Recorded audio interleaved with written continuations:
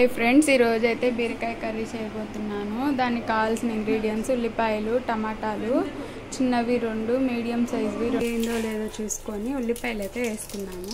Oil అయితే heat అయిపోయింది friends. ఉల్లిపాయలు వేసేసుకున్నాను. ఇప్పుడు అదే ఉల్లిపాయలు ఉప్పు 1 స్పూన్ వేసుకున్నాను.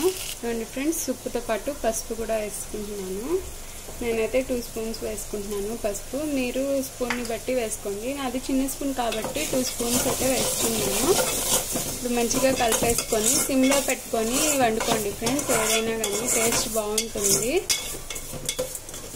సిమ్లో పెట్టుకొని వండుకుంటే టేస్ట్ అనేది ఏదైనా బాగుంటుంది ఫ్రెండ్స్. ఉప్పు వేసాం కాబట్టి మంచిగా మగ్గుతుంది. ఇప్పుడైతే ప్లేట్ పెట్టేసుకుందాము. అంటే దాని మీద ఇవ్వండి ఫ్రెండ్స్, ప్లేట్ అయితే పెట్టేశాను.